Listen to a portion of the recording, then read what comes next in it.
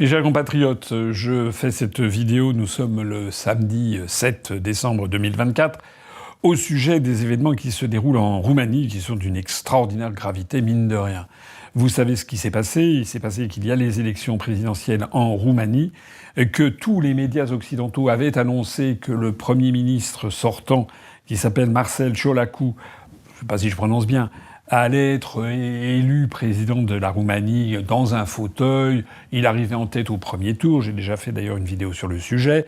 C'était le candidat de l'oligarchie, le candidat favorable à l'Union européenne, le candidat favorable à l'Ukraine, le candidat anti-russe. Enfin, il avait toutes les qualités, bien entendu. Toutes les qualités qui sont demandées, par exemple, à quelqu'un comme M. Édouard Philippe en France pour être le prochain président français.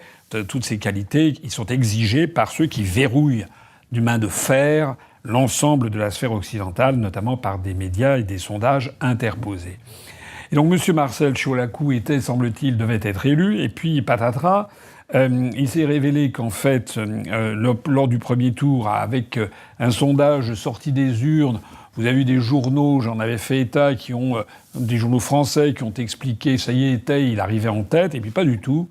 C'est-à-dire qu'au fur et à mesure que les bulletins ont été dépouillés, on s'est aperçu qu'il n'arrivait pas du tout en tête, et qu'il arrivait même pas deuxième d'ailleurs, puisqu'il a été coiffé sur le poteau par une candidate. Donc le trio gagnant, si j'ose dire, il y avait 11 ou 12 candidats, mais celui qui est arrivé en tête, vous le savez, c'est un monsieur qui s'appelle Călin Georgescu, qui est un candidat indépendant, un candidat qui est présenté dans les médias occidentaux comme étant un candidat, alors c'est toute la trilogie habituelle, il est d'extrême droite, il est complotiste, il est conspirationniste, il est pro-russe, il est anti-ukrainien, il est raciste, il est antisémite, il doit être climato-sceptique, il doit être également anti-vaccin, enfin tout quoi, le paquet cadeau, le package, hein, made in McKinsey, le package de l'État profond américain pour dénigrer un candidat. Voilà.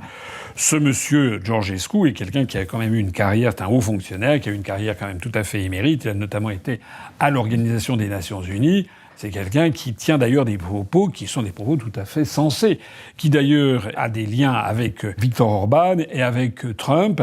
Alors il fait quelque chose effectivement qui est absolument scandaleux, c'est qu'il parle régulièrement de Dieu. Et donc c'est scandaleux aux yeux de l'État profond. Il pense qu'il faut revenir à des valeurs ancestrales de la Roumanie. Il ne veut pas d'idéologie woke. Il ne veut pas se battre contre la Russie. Non pas qu'il soit pro-russe, mais il est surtout pro-roumain, enfin, etc. Voilà. Et il était donné dans les sondages à 1%, et voici qu'au bout du compte, il est arrivé, je crois, à 25 ou 24-25%. Il a donc dépassé le candidat officiel de l'Union européenne, qui était donc M. Ciolacu. Et entre les deux, est venue s'intercaler au dernier moment une dame qui s'appelle Mme Elena Lasconi, qui est une candidate centriste, pro-européenne, mais qui, semble-t-il, est jugée moins fiable par l'oligarchie. Alors voilà, ça c'était ce qu'on nous a expliqué. Avec évidemment tous les médias soutenant M. Ciolacu, c'est-à-dire le Premier ministre sortant. Parce que lorsque l'Occident soutient ouvertement un candidat dans un pays étranger, c'est normal, ce n'est pas une ingérence. Il n'y a d'ingérence scandaleuse qu'à partir du moment où c'est une ingérence qui n'est faite ni par les États-Unis d'Amérique, ni par l'Union européenne. Alors, à partir du moment où c'est une ingérence faite par d'autres pays du monde, alors c'est un scandale, même si l'ingérence n'est pas du tout prouvée. Alors, dans un premier temps, là, ça a été la consternation, puisque, comme pour l'élection présidentielle française, ne sont retenus que les deux premiers. Et donc, le candidat chéri de l'Union européenne et de l'État profond américain était évincé dès le premier tour. Donc, il y a eu des revendications pour demander qu'il soit en fait reclassé avant la candidate. Et puis non, la Cour suprême roumaine a validé, dans un premier temps, elle a validé le résultat du premier tour. Et puis patatras, il y a eu ce que la presse française appelle un coup de théâtre, mais c'est pas un coup de théâtre, ça s'appelle un coup d'État, ce qui n'est pas exactement pareil. C'est-à-dire que d'un seul coup, la Cour constitutionnelle roumaine a décidé de revenir sur ce qu'elle avait dit et d'annuler tout le processus. Et pourquoi donc? Au motif qu'il y aurait eu donc une ingérence étrangère, évidemment russe, qui se serait manifesté par l'intermédiaire de TikTok. Et donc ce serait absolument scandaleux. Et aussitôt, vous avez eu tous les médias occidentaux, tous les médias français, l'Union européenne bien entendu, qui se sont mis à l'unisson à dire il y a eu une ingérence russe, c'est absolument scandaleux, il faut absolument... Moi, je trouve ça incroyable. Incroyable. Je ne dis pas, peut-être qu'il y a eu une ingérence russe, je n'en sais rien.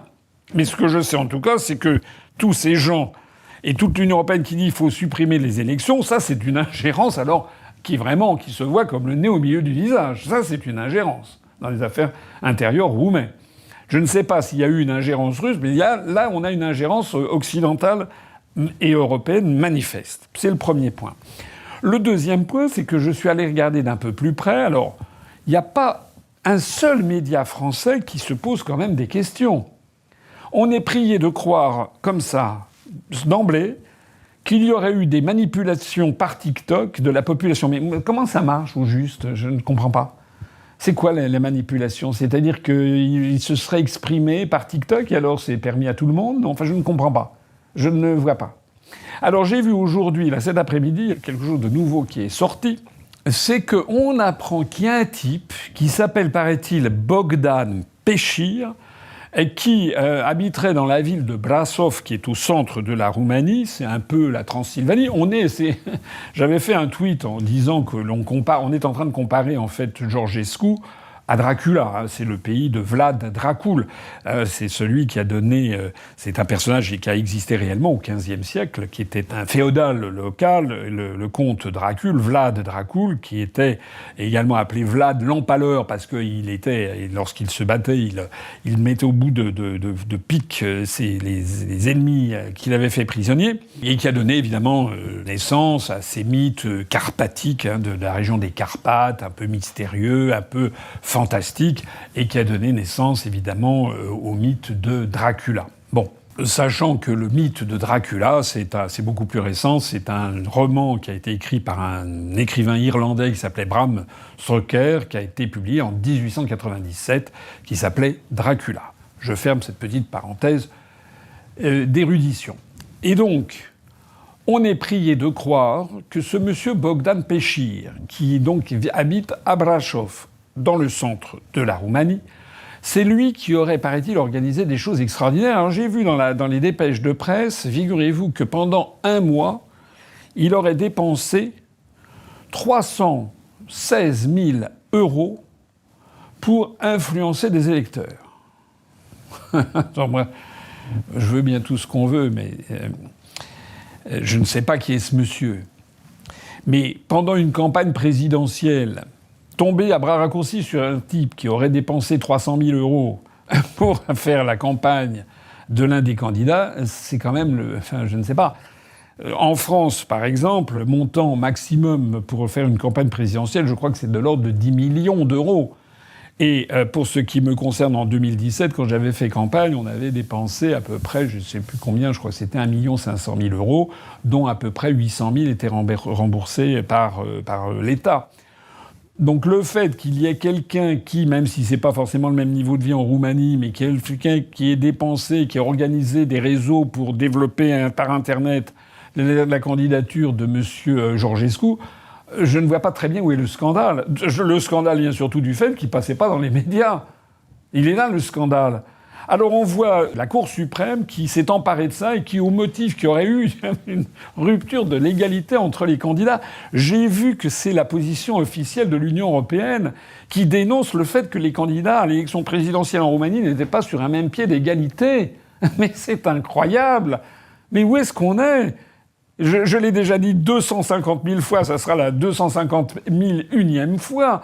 Je rappelle qu'en 2017, M. Macron, que personne ne connaissait, a été catapulté pendant des mois dans tous les médias et dans tous les instituts de sondage. Que M. Macron a eu 25% du temps de parole et plus de 50% du temps d'antenne, quand votre serviteur, moi, j'ai eu 0,8% du temps de parole et à peu près 0,2% du temps d'antenne.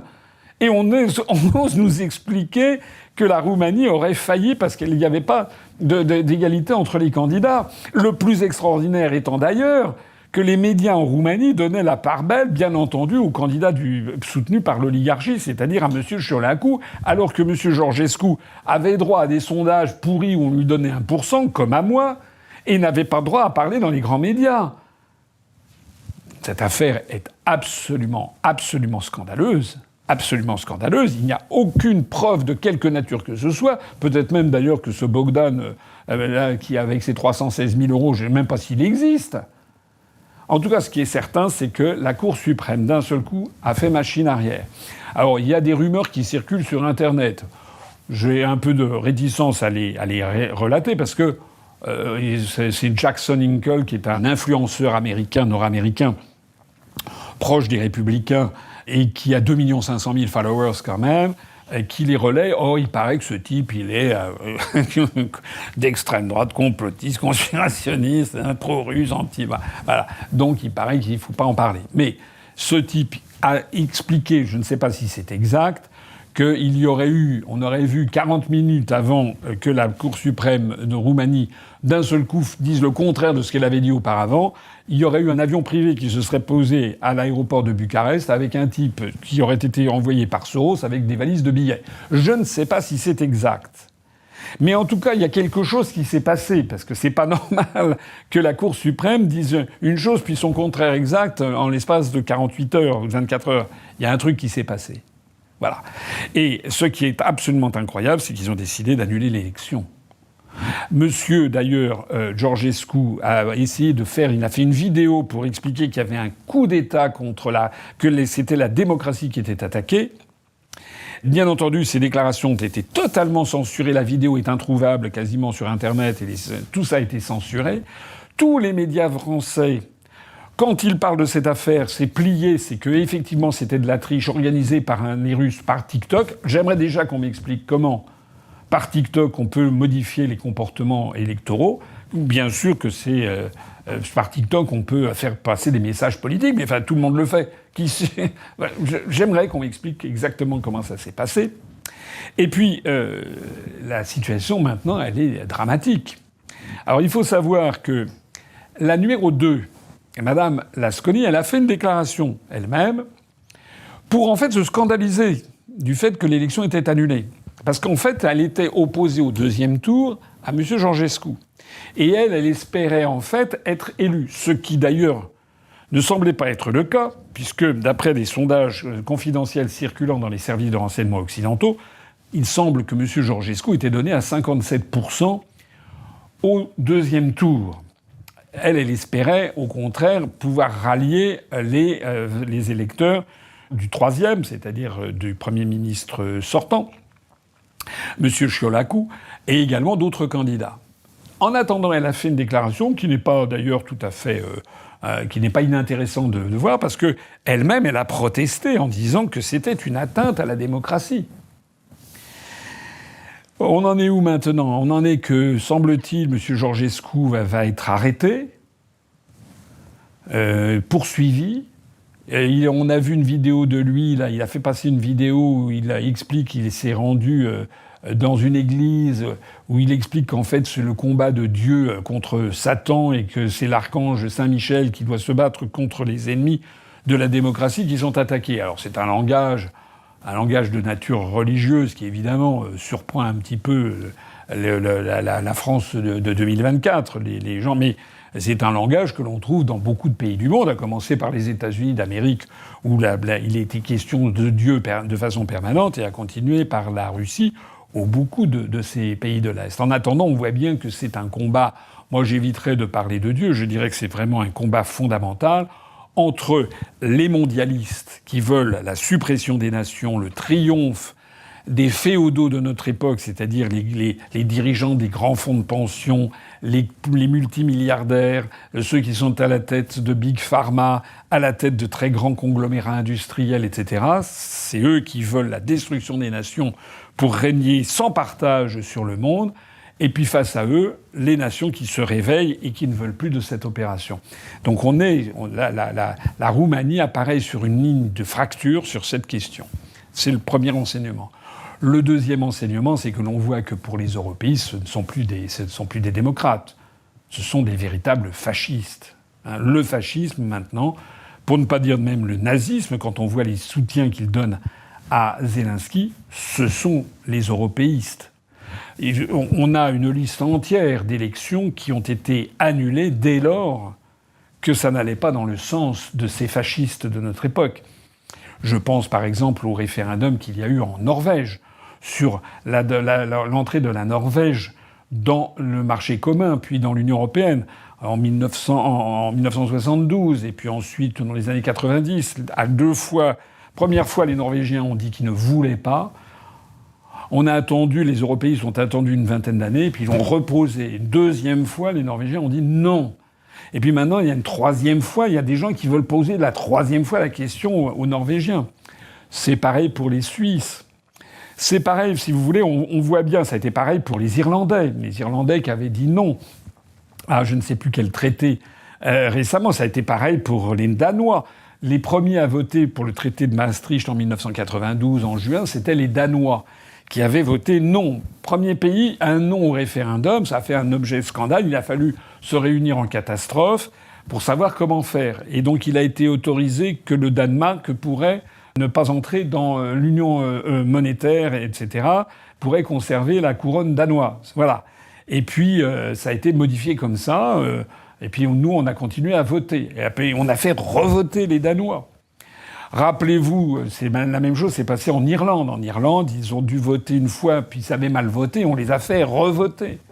En France, lorsque le référendum de 92 sur le traité de Maastricht a été voté à un cheveu, à 50,8% des suffrages, ça a été considéré comme la loi et les prophètes, c'était terminé pour toujours et à tout jamais, on ne pouvait plus jamais remettre en cause ce truc-là. En revanche, lorsque, en 2005, les Français ont voté non à 55% à la Constitution européenne, aussitôt, on a expliqué que non, les Français s'étaient trompés. Vous avez eu Mme Ségolène Royal, vous vous rappelez ce passage absolument lamentable où Mme Royal avait expliqué qu'il fallait jamais poser de questions au référendum parce que les gens ne savaient pas comment répondre. Mais si les gens ne savent pas quoi répondre à un référendum, s'ils votent sur d'autres questions, il ne faut pas non plus leur faire élire un président de la République ou des députés, puisqu'ils ne savent pas. Ce sont des abrutis, ils ne savent pas ce qu'ils font. Donc il faut supprimer les élections, purement et simplement. C'est d'ailleurs ce qui est en train de se produire. Puisque lorsque les Français ont voté non à 55% au traité sur la Constitution européenne, rappelez-vous ce qui s'est passé. M. Sarkozy a dit dans son programme en 2007 que s'il était élu, alors il fallait prendre une loupe pour le lire, et qu'il renégocierait les traités. Et puis en fait, on a fait adopter le même traité, pas exactement le même, on l'a coupé en deux, le traité, la Constitution. D'abord, on n'a plus appelé ça la Constitution. Enfin, tout le reste, c'était la même chose. On a coupé le truc en deux. On a appelé ça le traité de l'Union européenne et le traité sur le fonctionnement de l'Union européenne. Ça a été le traité de Lisbonne. Et tout ceci a été ratifié par les députés et les sénateurs français dans le dos du peuple français, ce qui est un déni de démocratie absolument phénoménal. Et là, ce que nous voyons en Roumanie, c'est que l'on voit bien l'idéologie, c'est même plus l'idéologie, c'est le comportement objectif des dirigeants européistes. Tant que vous votez bien, l'élection est considérée comme valide. Dès que vous votez mal, dès que le résultat n'est pas conforme à ce qui est souhaité par l'oligarchie qui tire les ficelles, eh bien, soit on fait un deuxième vote, un troisième vote, soit on explique que les gens n'ont rien compris et on n'en tient pas compte, c'est ce qui s'est passé avec le traité sur la Constitution européenne, soit purement et simplement on annule l'élection et on poursuit la personne qui est arrivée en tête, c'est ce qui est en train de se passer en Roumanie. Voilà. Alors il faut bien comprendre ici quelque chose, c'est l'enseignement de cette question, c'est que nous avons affaire à une véritable mafia, et je ne dis pas ça en termes métaphoriques, c'est une mafia criminelle qui a pris le pouvoir dans l'État profond américain, qui a essayé d'assassiner Trump, qui a essayé d'assassiner Robert Fico en Slovaquie, qui là est en train d'assassiner politiquement Georgescu en Roumanie. Cette même mafia qui a verrouillé les élections en France, qui, moi, a essayé de m'assassiner, d'abord politiquement, lorsqu'on m'a balancé des affaires judiciaires qui étaient fondées sur rien, lorsqu'on a essayé ensuite d'organiser un putsch à mon encontre, et puis, de façon plus générale, en organisant mon invisibilité absolue et totale et avec la promotion de faux opposants. C'est de ça qu'il s'agit, que l'on retrouve d'ailleurs, en fait, dans tous les partis de l'Union européenne. Donc, il faut se retirer de l'esprit l'idée qu'on serait avec des démocrates, ni même avec des gens sincères ou des gens de bonne foi. Non, non, on n'a pas des gens sincères ni de bonne foi. On a des gens qui sont une véritable mafia. Et puis le troisième et dernier enseignement de tout ça, c'est qu'il y a un jour après, comme on dit. Et le jour après, c'est quoi ? C'est qu'il va bien falloir avoir une élection présidentielle. Pour l'instant, c'est le Premier ministre sortant, celui qui devait être élu selon les souhaits de l'oligarchie, qui gère les affaires courantes. Mais enfin, sauf à supprimer purement et simplement l'élection présidentielle, ce qui peut-être d'ailleurs va arriver, mais il va bien falloir avoir une nouvelle élection. Et donc, que va faire le peuple roumain ? Soit, effectivement, il y a eu une manipulation gigantesque, soit non. Et s'il n'y a pas eu de manipulation... Moi, je ne crois pas à la manipulation gigantesque. S'il n'y a pas eu de manipulation gigantesque, le peuple roumain, il va vouloir, lorsqu'on va lui redonner la parole, voter encore plus pour Georgescu. C'est pour ça, d'ailleurs, que Georgescu, à mon avis, il va être mis au cabanon, en prison, pour ne pas pouvoir se représenter. Mais il y aura forcément quelqu'un qui s'inspirera de son action et qui portera son propos. Donc ça veut dire que les européistes sont en fait aux abois. On le voit dans tous les domaines. On le voit en Géorgie, où pareil, les européistes refusent le résultat des élections. On l'a vu en Moldavie, où il y a eu un trucage de dernière minute vis-à-vis du changement de pouvoir. On le voit en Roumanie. On voit de partout que les européistes sont aux abois. Ça veut dire que l'édifice est en train de s'écrouler. Un dernier mot, ce sont les médias français qui maintenant sont tombés dans la fange, dans l'abjection. J'ai vu un article de France Info hallucinant.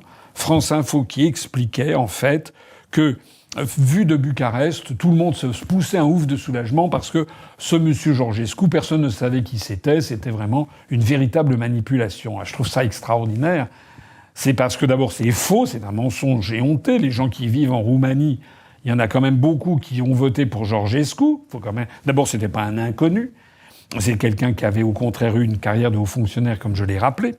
Mais le plus extraordinaire, c'est que France Info tire ça, c'est de la pure désinformation. Il n'y a aucun élément tangible, sauf peut-être l'interview de Pierre-Paul Jacques, Bogdan, je sais pas quoi, Anton et Mircea, ou je sais pas quoi, mais qui sont peut-être des personnages fantaisistes.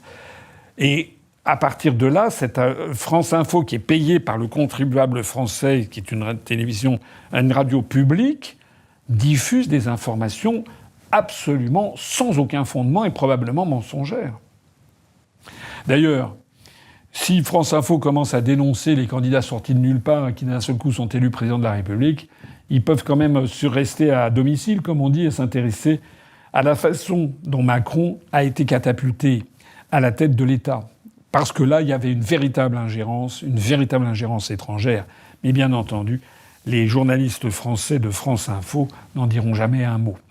L'affaire en tout cas est à suivre, mais il y aura très probablement des rebondissements qui peuvent d'ailleurs très mal tourner, parce que les Roumains, c'est un peuple quand même qui a le sang chaud, on l'avait vu avec la fin du couple Ceausescu. Merci de m'avoir écouté. Et puis vive une Roumanie démocratique et vive une France ayant retrouvé sa démocratie et une presse libre.